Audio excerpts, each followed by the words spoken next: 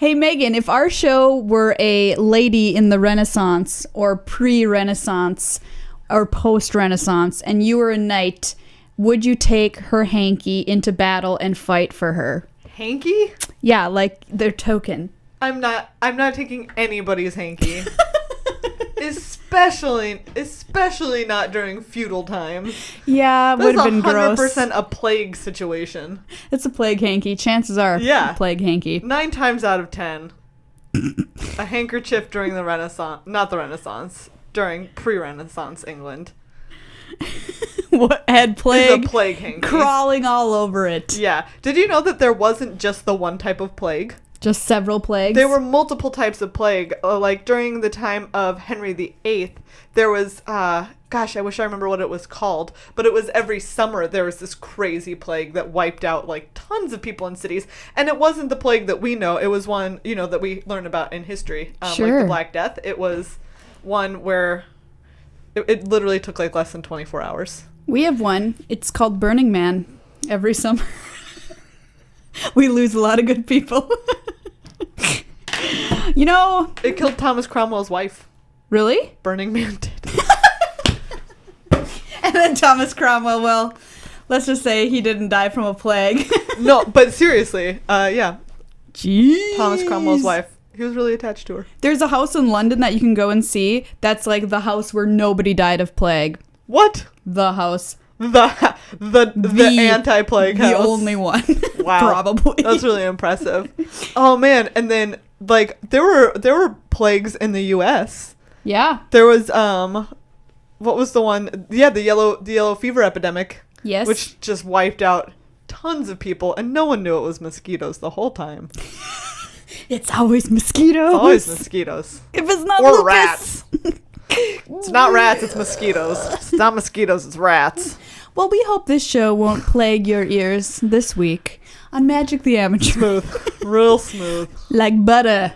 I'm one of your hosts, Maria. I'm another one of your hosts, Megan. Yeah, and this is a magic show for people who are new to the game, players returning to the game, or everybody who likes to have laugh times in their bath times or other times. Yeah. It doesn't matter where you listen to this podcast as long as you're having a good time doing it. That's right. And if you're not, what are you doing? GTFO. Yeah. Anyway, we have a super awesome show for you this week. We're going to talk tribal decks. That's right. This is a request from a Patreon subscriber.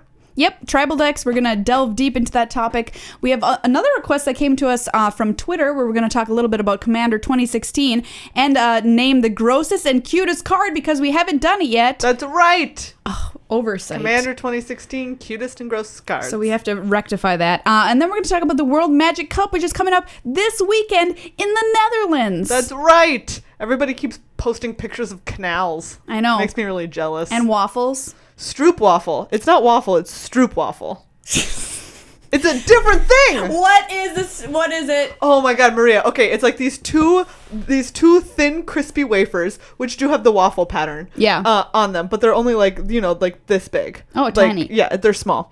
And then they're like thin and crispy, and between them is like basically kind of like caramel. Oh, I'd eat that. Oh, it's really I'd good. Eat that it's all like day. a honey caramel. It's like honey. Could I also but put thicker. like powdered sugar and chocolate on my stroopwaffle? You wouldn't. It's like perfect the way it is. It's not like a baked fruit. thing. No, it's not like a thing you eat on a plate. It's like a cookie situation, kind of. Oh, a cookie situation. You buy it in a package. Okay, I'm in. You buy a package of like 12. The Netherlands, known for Stroopwaffle. Stroopwaffle. Also, pannenkoeken. Oh, you guys are really... That's my Netherlands food, is pannenkoeken. Pannenkoeken. That's right. I have only been to a pannenkoeken here in the U.S., and it was, an experience. It was a delicious experience. Yeah. And they ran to my table and yelled pannenkoeken. Yeah. I thought you were about to say something mean about pannenkoeken, and I was going to have to yell at you to shut up. No, Pannenkoeken's great. But yeah, canals, stroopwaffle, flowers. Pannenkoeken. Oh, fries with mayonnaise. Ugh. Oh, it's so good. Sick. So good. Is America the only country that puts ketchup on fries? No, other places do it. Hey. But really, the way you're supposed to eat it is mayonnaise. It's so good. Are you being serious right now? I don't like mayonnaise on anything, though. So I can't like it on a fry. Oh, it's so good. Sometimes I just like my fries naked like the day they were born, That's really terrible. Just a little That's salt. upsetting. It's the same way, like, people are like, why don't you want more stuff on, like on a burger or a steak? People want steak sauce or whatever. I'm like, no. Okay, that's steak sauce is not really a thing. What do you mean? You're not in the minority in not wanting steak sauce. Okay. I would argue that you're in the majority in not wanting steak sauce. So you're telling me the majority is mayonnaise? I'm not saying the majority is mayonnaise. I'm saying that the minority of eating people in the US that's true. is no mayonnaise. Worldwide, I think it might lean towards pro mayonnaise. You know, I would actually like to do a worldwide survey. Exclamation mark poll. What do you put on your fries? Yeah. And then there's a poll. So somebody out there, make that happen, because I want to know. I don't know if there's been a scientific study. Put it on Twitter right now. Okay. Where you live in the future. You guys, once you see this, it will have already happened, but it's happening for us right now.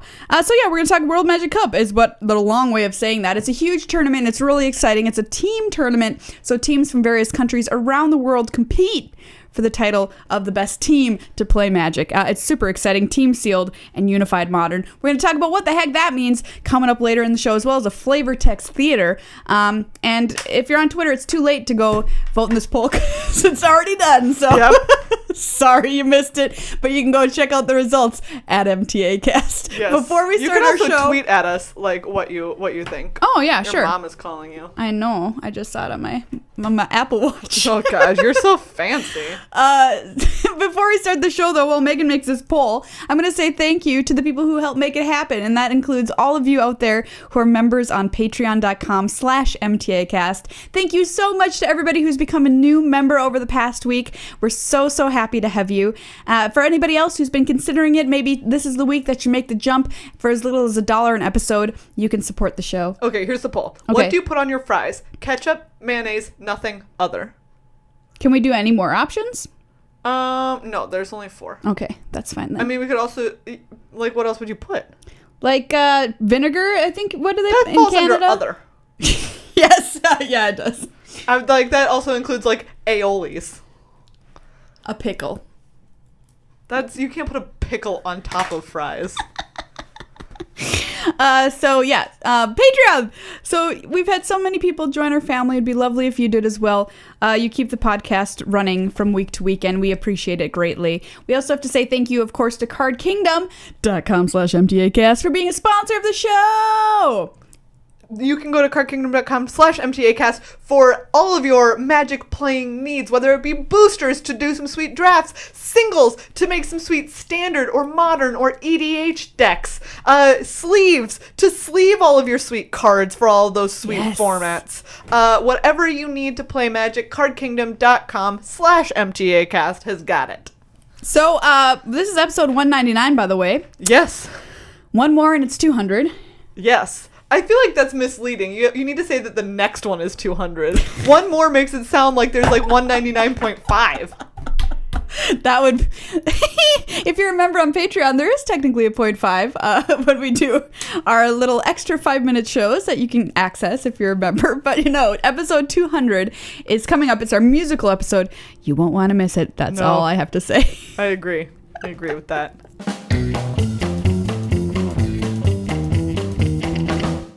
For the noobs, tribal decks. That's right. So what the Patreon request actually was for us to pick our totally biased best tribal decks. Whoa. All right. So we'll go into that in a minute. But first, what does tribal mean? So it's a format, and you have to kind of narrow it down inside of that because it can depend. It is a constructed format, so it's 60 cards. And the overall rule is that 1/3 of those cards have to share a creature type. So if your creature type if you're doing like an elf tribal deck, for instance, 1/3 of your cards need to be creature type elf. Right. And they can be elf shamans, elf druids. Bard. Is there an elf bard? Elf dogs.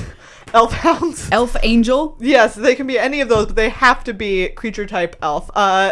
So that's like the baseline, but inside of that, you and the people that you're playing with can pick, hey, are we going to do only standard legal cards? Are we going to do modern legal cards? Are we going to do legacy legal, vintage legal? Whoa. So you can pick inside of that and then make your decks kind of varying power levels, depending on what kind of format inside of Tribal you want to do. I'm wearing a squirrel sweater today Yes. in celebration of my favorite tribe in Magic, which is squirrels. Yes. I don't know if there's enough to build a deck of. That's a really good question I should because look it that up. does still have the rule of you can only have 4. Yes. You can only have 4. So you can also build a tribal deck in whatever format you technically want. If you consider Yeah. modern, there's tribal decks going on in modern. Megan just played an elves deck. Yeah. That qualifies. Had lots of elves in it, man. Merfolk. Yep. People love Lots of merfolk. Eldrazi, there's Eldrazi decks running Yeah. around. Probably count as There tribal. totally are. So yeah, it's one that you can bring or port over into other formats or just play as a format in and of itself like we did in the Community Super League earlier this year. Yeah. And it's fun because, again, it kind of just depends on the people that you're playing with. You could be like, hey, we're only going to do standard legal. So then your power level is going to be quite a bit lower if it's just like kitchen table play. Or you can go all the way up to like, we're going to use like the vintage list and the vintage ban list. Whoa. So you can make, you can have like crazy power 9 cards in there if you want. And really Lotus Tribal. insane decks. Exactly. As we learned in Community Super League, when we brought hounds. Creature type hound. Specifically, our deck was All Dogs Go to Heaven. It was great. So it was hounds and wraths. Hounds and wrath effects. And the professor brought Legacy Merfolk. And destroyed us. Yeah, which our deck was not, was not ready to handle. If you Google Community Super League, you can find all the lists that people brought that week, which was really good. What did we say? Modern was our cutoff? I think it was Legacy. Was it? Yeah, it was like a yes, Legacy it would have had format. to be. Yeah. That's right. So yeah, we had quite a wide pool to draw from, and we decided that that was the way we were going to go. It was actually a pretty sweet deck. So there were some people like Kenji took Scarecrow, but then had just like the Grindstone Painter's Servant mill deck. Like that combo mill. I think Wedge from the Mana Source also had like something like crazy and broken with a graveyard strategy, and then other people just brought some people did what we did and just goofed around. The girl from Bracket brought horrors, which was kind of cool. A super neat creature type horror. Yeah. But I think you're making a good point in that even if you have a creature tribal deck, it doesn't have to always focus on creatures as your win condition, technically. No. I mean, it can, obviously. Like elves, what do? They play big elves, they play elf lords and pump up the team. But for instance, Kenji's deck is a great example of using creatures in a unique way to assemble a combo. Yeah. So take a look. There are some banned cards in Tribal Wars, and again, it kind of just depends on what format you're going with, and you can decide for yourselves what the banned cards are. But then there's stuff that's like Engineered Plague, which can kill all of one creature type. So it's stuff like that where it's like, obviously you're going to, or all creatures of the chosen type get -1/-1, right? So it's like something like that is going to be, it's going to make the games not fun. So there are different ban lists for Tribal that you can look up that are going to make your games more fun, because it's not going to, allow one person to, it's like, who's going to draw their Engineered Plague? I wish there was a Magic Online room for playing Tribal Wars. I think that'd be really fun. There used to be. Oh, man. Bring it back. If it's something that you want to play, you can always write to Wizards and let them know. So some good tips if you are interested in building a tribal deck that I stole directly from Gavin Verhey. He wrote an article on dailymtg.com. Make sure that your tribe you choose has enough creatures to fill it. Yes. So there's going to be some like gremlins, which unfortunately we probably don't have enough of to build a 60-card deck around yet. But just make sure you have enough. Humans is obviously an enormous category. You need at least 5 gremlins. So how many gremlins are? I figured that we have 5, because there's Ruinous Gremlin, Ruinous Gremlin, Terror of the Fairgrounds, the Thriving Grubs. 2/3, Thriving Grubs. Salivating Gremlins. I already named that one. Yeah, that was the 2/3. So you want about 25 to 30 creatures ideally is his recommendation. But of course, that's just a recommendation. You don't have to go with it. The reason that you want so many creatures is the power of a tribal deck is usually in the synergy that you have with all of your creatures in your deck and not necessarily in the spells that you're playing.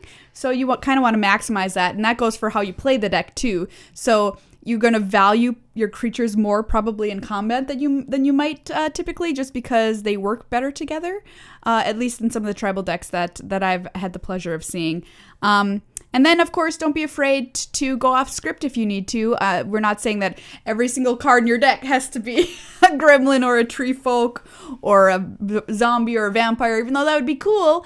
You're probably going to need to have a few cards that aren't exactly in your tribe. Hopefully, we'll maintain the flavor at least, though. Yes. Again, you need 1/3, so that's 20 out of a 60-card deck.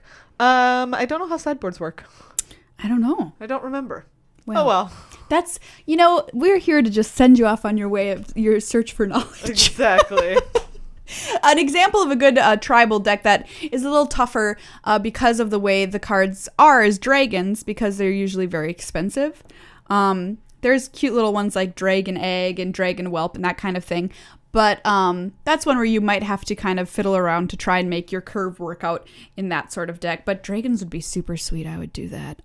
Yeah, I would do that. Yeah. And a vampire deck was something I was hoping would come together after Innistrad, but it wasn't quite there and it never quite got there. So I'm hopeful in the future for some kind of creepy vampire deck to emerge. Yeah. I mean, emerge. Choice of words. Okay. But yeah, tribal decks are something that's super fun that you can put together. Another way to kind of play casually with your buddies if you're not into Commander, if you don't want to play Canadian Highlander. What did I say? Canadian Highlander, or any of those other kind of casual formats. Perhaps making some sweet tribal decks and battling is more up your alley. So just consider it. Make a list of your favorite creature types, put it under your pillow, and the tribal fairy will come bring you a deck. That's not true. Don't tell it to children. It'll get their hopes up and they'll be sad. So, Maria. Yes. Now you have to tell us, like, what's your totally biased best tribal and why? Oh boy. 100% best tribal deck. Squirrels. Squirrels? Why? Because it's really cute.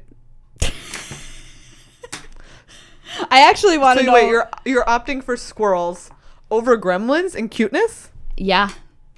Have you thought this through? I mean, like, they're pretty close, but I think I would want more of gremlin variety before I said gremlins for sure. But like squirrels, you could play Squirrel Nest, you could play Hermit, Deranged Hermit? Deranged Hermit, which is a really cute card. Gosh, now I'm like, is there even enough squirrels? Hold on! Gather, MTG, card type, squirrel, fluffy tail. What's your choice?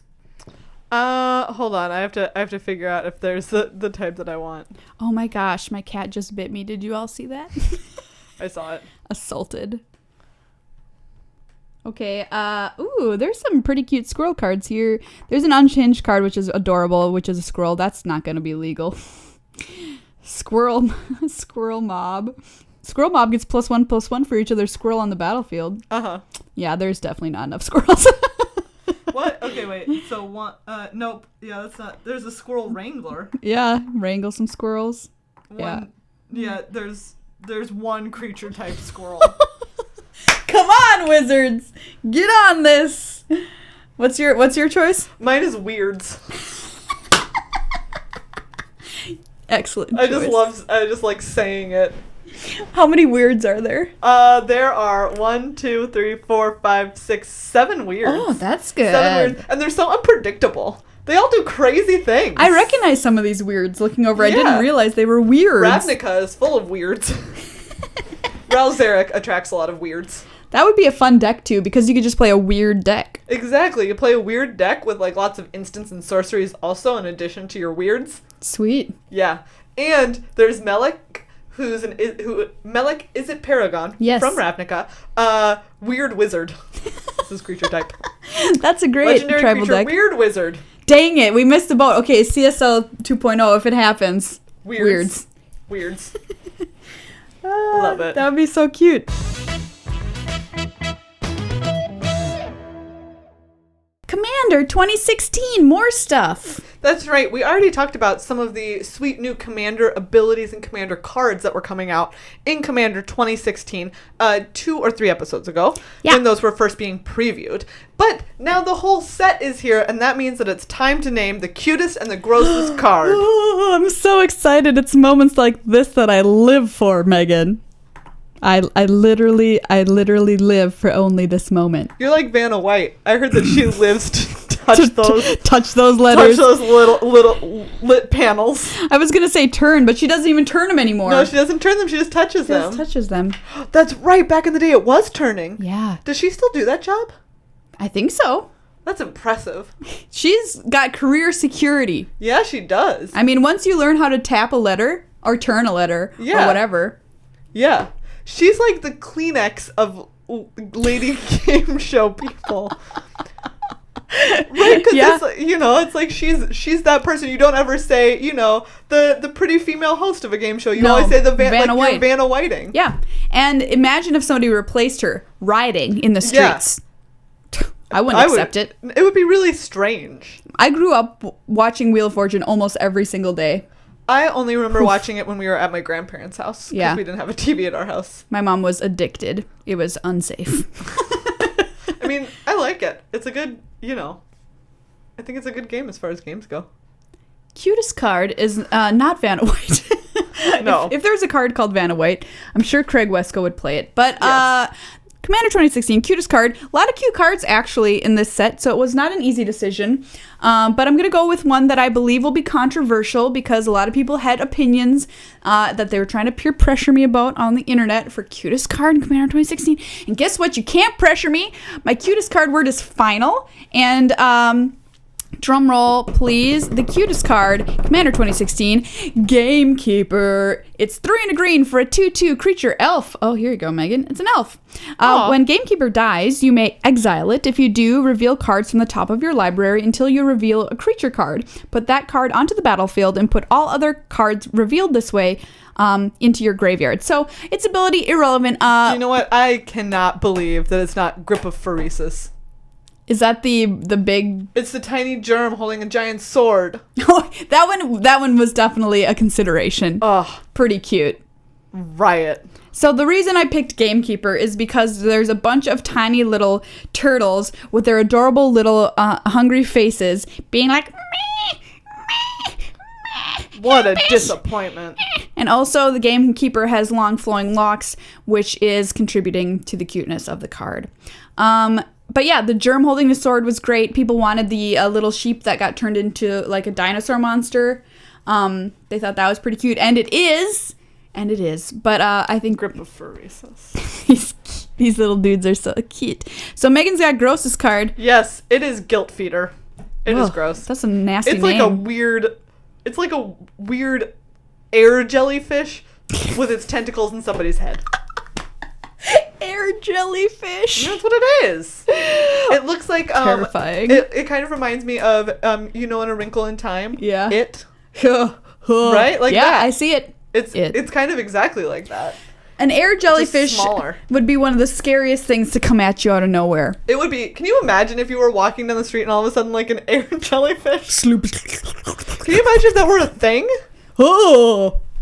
Gross. It would just get its sloopy tentacles all over you. Oh, God, yeah. But it wouldn't even be like an Eldrazi that sloops on land. It just sloops through the air somehow. Gross. That's the sound it makes when it's slooping through the air. Super gross. I was just doing a little hand puppet for all you I could see it. listening. You really missed out. I miss my calling to be a puppeteer, Megan. I think about it sometimes. I think you've talked about this before. I probably have. You definitely have. But Maria, there was another cutest card. What? But it was cute for other reasons. What? It was cute because it warmed our hearts.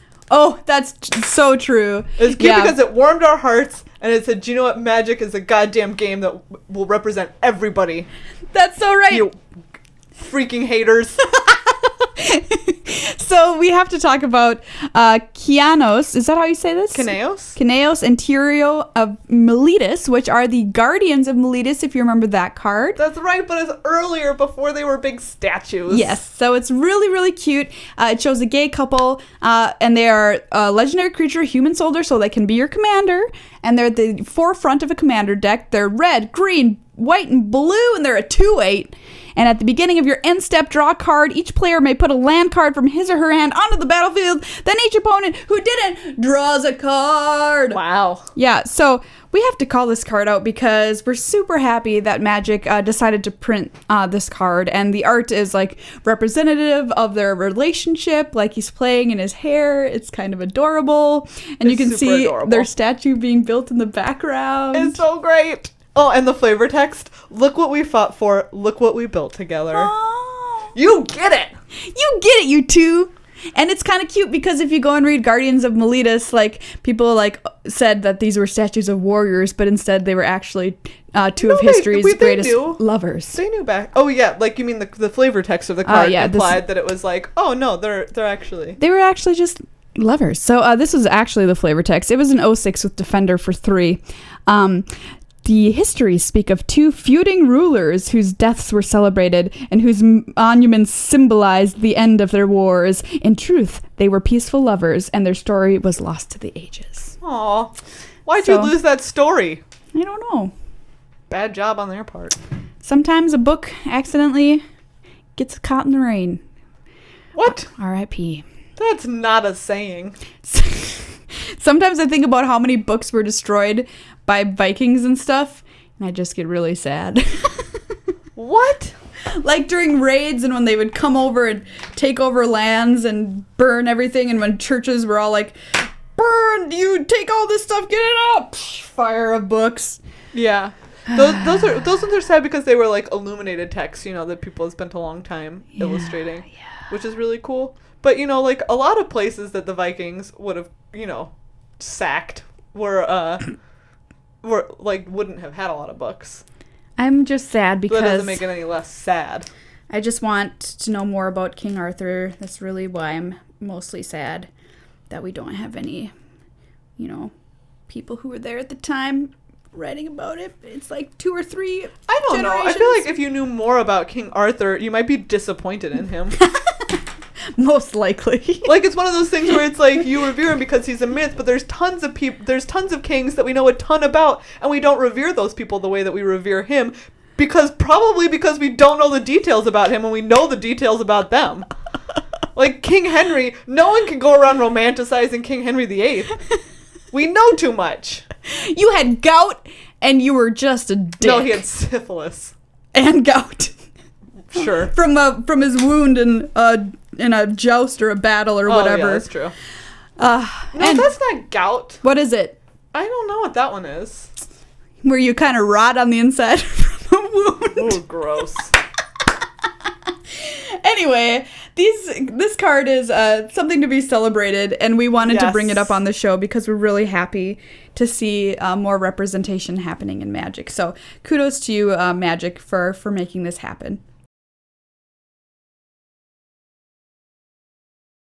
Quick update for everybody on our fries poll. Ketchup is really in the lead right now. 50%. Slaughtering the competition. 50% of the vote. Lots of, I presume, Canadians who are upset that poutine is not an option, or gravy and cheese curds. Yep. It's not an option on the poll. Also, salt and vinegar. Yeah, salt and vinegar. Those are my favorite kinds of chips now. Oh. I think that's the day I knew that I was an adult. Salt and vinegar chips are my favorite kind. It's a good indicator. It really is. You're ready now to be a Brit. Yep. I remember going there the first time when I was young, and salt and vinegar was pretty much like that was the option, or plain. And I was kind of just like, what? I was so salty, as it were, because I was used to like Doritos of all shapes and flavors. But actually British chips are my favorite because they have cheese and onion chips over there, which we don't, in America, we don't really have cheese and onion chips, which is a darn shame. Anyway, what we're talking about now is the World Magic Cup. Yes, surprisingly. The World Magic Cup coming up this weekend. You can follow the action on twitch.tv/magic starting Friday, going all the way through Sunday. Teams from around the world competing. How do we choose who gets on these teams, Megan? So the captain of the team is the person from that country with the most pro points. Okay. For the year. All right. So for instance, Brazil's team captain is Paulo. Oh, of course. Of course. The U.S. team captain is Owen Turtenwald, who's Player of the Year this year. Yep.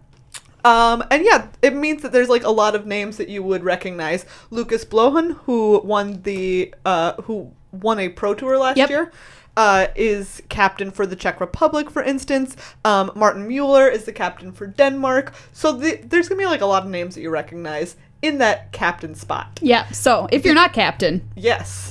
How do you qualify? There are World Magic Cup qualifiers. There are 3 of them, and if you win one, you got a spot on the team, kid. Whoa, sweet. So it's like completely different than like you don't qualify like doing a GP circuit or anything like that. It's a just completely separate event. It is a completely separate event. It's really interesting. Yeah, it's pretty cool. So this year, we've got some really strong teams who will be competing.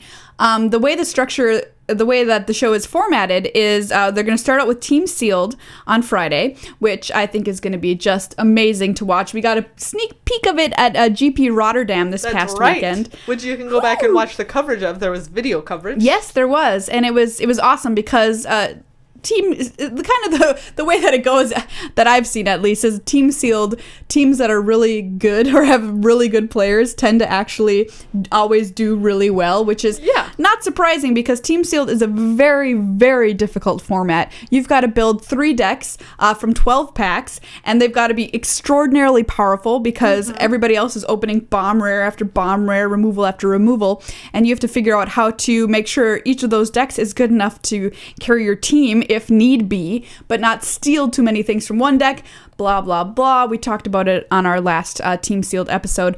But the interesting thing is that there's 3 people playing, and then one person is kind of like the overseer for the Team Sealed portion. Yeah. So they're allowed to like go and talk to the players and everything like that. So, but they're not actually playing any of the games. Yes. So that's kind of funny. Like, would you?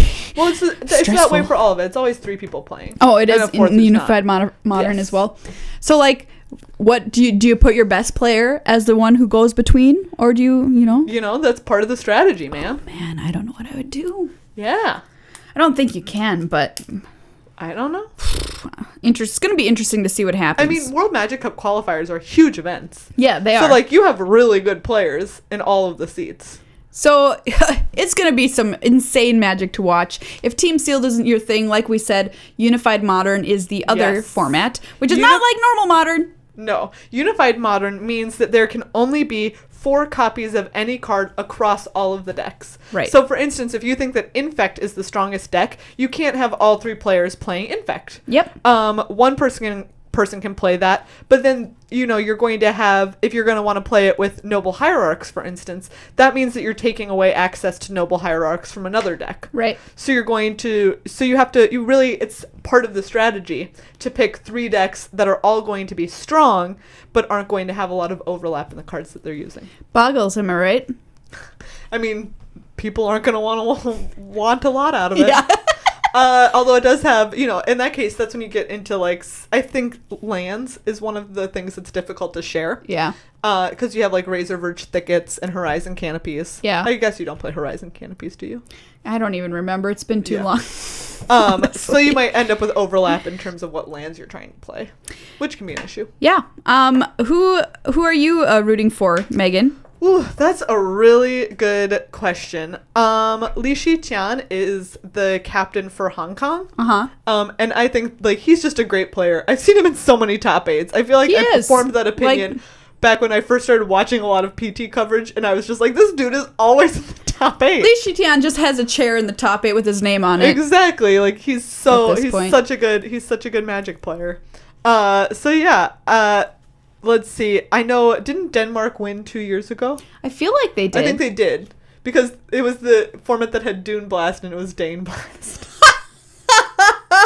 Whoever wins, someone made that kind of pun. please make a pun about it. Someone made that kind of pun. The last time the U.S. has won, which the U.S. always has a strong team, obviously, a lot of players to choose from, was 2007. Wow. 2007, so it's been a while. Yeah. But if anyone can do it, Owen Turtenwald can lead a team to victory. Yeah, absolutely. Let's see. There's also Shota Yasuoka. Yes. Is obviously on the team for Japan. Yep. Makes Absurdly sense. great Magic player. Has a lot of pro points. Yep. I mean, made finals of a pro tour recently. Yep. Pretty good at Magic. A lot of people are talking about Czech Republic being a team to watch this year. Lucas Blohan, Matej Zadelkai from Team Coverage. Ooh, they have Andrei Strasky also. Oh, that is a good team. Yeah. Wow. Okay. Yeah, Matej, friend of the show. What? I don't see him on here. Oh, really? Yeah. Who am I talking? I don't know. Were you thinking of Andre? Maybe I was thinking that Matej was doing... Why did I think he was playing? Okay, This on. is 2016, right? I'm not going crazy? No, you're not going crazy. I'm losing my mind. That's weird. Okay, never mind. I won't say that, but it's still a good team. Yeah. Czech Republic is a team a lot of people are talking about. Lucas Blohan is their team captain. Andrei Strasky. That seems like a strong team. Yes, agreed. Canada has Alexander Hayne as their captain and Jacob Wilson on the team as well. Ooh, that's pretty good. Two very, very good pro players. All right, go tell me who's on the Welsh team, Megan. The Welsh team, let's see. Wales, Ben Jones. Yeah, Ben Jones. David White. Yep. Aaron Boyhan. Yes. James Sawyer.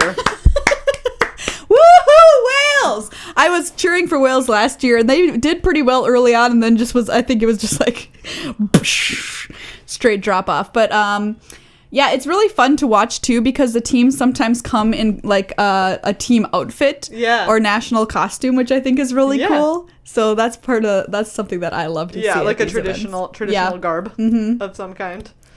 So, which in the U.S. is just a t-shirt and jeans. Yeah, in the U.S. it's a t-shirt and jeans, and you're holding a bag of McDonald's. Mm-hmm. Oh, even Flock for Slovakia. Oh, yeah, obviously. Cool. Oh no, Matej is playing for Slovakia. Oh yeah, that's right. Matej, friend of the show. Matej Zadelkai playing for Slovakia. Yeah. He's retired as a Magic player, but he's gonna come back to. Yeah, he seems super retired. He's come back to play some World Magic Cup. Yeah, so this is going to be a sweet tournament. Yeah, absolutely. I highly recommend tuning in. I can't wait to see these unified modern decks. I know. To see what people are on. And it's also, good practice coming up for what the Team Unified Modern. Yeah. That's what tournament is that? I think it's a Team GP in Dallas. Okay, that's right. Yeah, I was thinking it was Texas. So keep your eyes peeled for a deck you might want to play. Here's one of my guesses. I bet you that some version of a red-green Valakut deck is going to be very prevalent. Why? One, it can be a very powerful deck. And two, it doesn't have a ton of crossover necessarily. Yeah. A lot of it does play lightning bolt or something, but you can always use sudden shock instead. Yeah. And then it has a lot of, ramp cards like Search for Tomorrow or Explore or Farseek that just, don't happen in other decks. Yeah, having a unique deck that has cards that not a lot of other decks want is a really good way. And is very powerful. Yes. I saw a turn 3 kill at this on the Star City Games coverage of last weekend. There was an SCG open in Columbus, I think. Yes. Well, that's crazy. Which is modern. Well, I'm ready to watch on Friday. So get your bowl of pizza rolls. Yep. Put them in a bowl, put some milk in there, and eat it with a spoon. There's no wrong way to eat a pizza roll except that way that I just described, which is that one was horrifying. Wow, that one was terrible. Tune in and check it out. Maybe we'll save some stroopwaffles for you.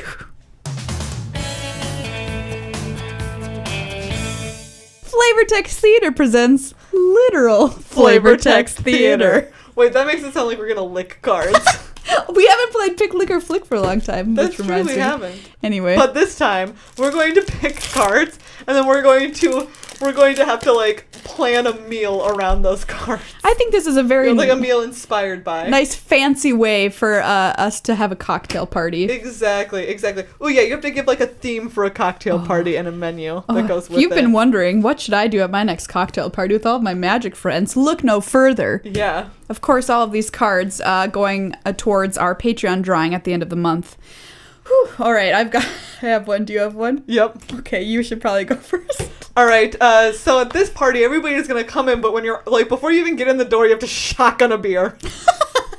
Wow, I would not be able to go to this party. And it's going to just be all finger foods. The party starts at 6, and everyone's trashed by, like, 6:30 if we're doing the job right. And then it's just, like, you know, like, cheese puffs, pizza rolls. It's a classic live fast party. I'm going.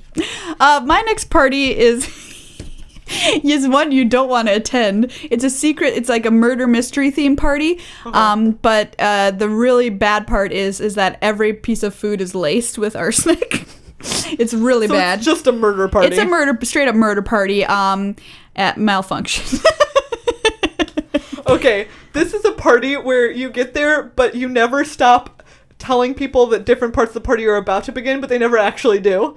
So like when people come in, you're like, oh my goodness, we're gonna have drinks in just a couple of minutes, but they never come. Oh, torture. And then like in the middle, you're like at like an hour, and you're like, okay, dinner's gonna be ready in just a minute, and everybody's like, what the fuck? There were never any drinks. And then like towards the end, you're like, oh, it's time for dessert. There's never been any dinner. It's called commencement of festivities.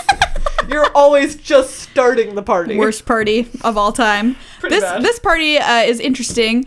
It's a themed party, so everybody has to bring a dish, but every dish that you bring must be a dish that you save, and it has to last for the next 20 years because you're not having the party that night. Oh no, you're having the party in 20 years. So 20 years later, you're coming back and you're eating all the food that you brought 20 years prior. Jeez. So bring a Twinkie, bring some M&Ms, bring like a cockroach souffle because it's got to keep built to last. Okay, Sounds terrible idea. This is a party where a bunch of misanthropes don't get together. Instead, they all stay in their homes. They smoke a lot of weed and they do their laundry. It's called High Tide Hermit. My party was also for pot smokers, but it wasn't like you brought food, you just brought your favorite dank buds. And you made your own pipes. Glass blowers plus not. Ooh, okay, mine is a party where you come, like, you clear out all of your furniture, and you put, like, butcher paper all over the walls. Oh, you tape it up, and, like, all over the floor, and then you just open a bunch of different colors of paint. And so it's like a finger painting and, like, all kinds of painting party. It's called Spontaneous Artist. I am into that party. This party is the one where the food is not on a table nor in a kitchen cooking. It is hidden throughout the house, and you have to go find it like a little raccoon. So you might be down for this party. You have to forage and find the food in the house, sequestered stash. So in this one, you have to play a game of 20 questions at the door, and if you lose, then you don't get to come in. Oh. It's called Minister of Inquiries. This is a party that I'm sure a lot of us have been to at one time or another, especially if we've been married. It's a party where you meet your significant other's parents for the first time. Harsh scrutiny, harsh scrutiny. This is a party where you all get together and you have different kinds of, like, tarot readings and, like, crystal ball gazing. And, like, you try and have, what's it called? What are they called? Come on. What do you mean? Seance. Okay, seance. yes. You try and have seance. It's called prophetic prism. Sweet party. How about this party? It's all like, it's not for wimps. No Minnesotans could probably get away going to this party because you have to eat only spicy food. Only the absolute spiciest food known to man is available at Chandra's Pyrohelix. Okay, so at this party, you all, when you come in the door, you have to write down one thing that you are terrified of doing. Oh. And then when you're at the party, there's like a lot of like dresses clothes, so you get all fancy dressed up, and then you get totally trashed. Yeah. And then like 3 hours in, you have to open the paper and do the thing that you wrote down that you're terrified of doing. Oh, shit! It's called ornamental courage. Megan, you should have been a rich socialite with just like a Oh my god. evil streak. It would have been great. Can you imagine that party? Yep. Like literally, it's just like, hey, you're gonna come, you're gonna write down something you're afraid to do. Yep. And then you can get up dressed super fancy and just get crazy wasted. And then you're gonna have to do the thing on that paper. That's a movie right there, 100%. It's a movie, and somebody's thing is kill somebody. It's obviously that's one of the things. Yes. So like it turns into this whole thing. Oh my god. So my final one is a dinner of white rice, carrots, celery, uncooked beans, and milk. Plains. Oh, I uncooked beans. Also, the rare was DePaula, but I couldn't think of something for it. Oh, DePaula. Yeah, okay, so these are... That's just a party, like you rent out an airplane hangar. Oh, sweet. Yeah. that's like on my, it's a weird item on my bucket list. To rent an airplane No, hangar? to be in an airplane hangar at some point. I think we could make I that said happen. it was a weird thing on my bucket list. How big of a hangar do you need for this to be... I mean, like, legit big. Okay, so like something that would house a 747. Yeah, exactly. Okay. I'm talking, like, commercial airline size hangar. If you have a hookup, let me know. I'm serious. This has been on my list for a long time. I think I can make this happen, but I can't make it happen if it's like I don't know anybody. No, I mean, like, a real big one. What do you want to do once you're in there? I just want to stand in it.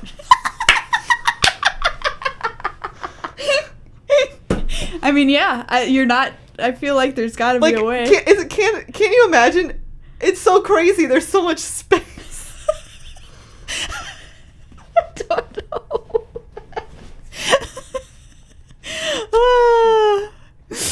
We definitely need to do an extra 5 minutes of bucket list items. Yes. Yeah, so DePaula, not too shabby there. No, a pickup not at all. for a That's a good Patreon card. winner. Yeah, that's right. This pile will go in our November Patreon giveaway. Hey, everybody. Before we sign off, it's been a crap week for some people. Yeah. Probably for a lot of people.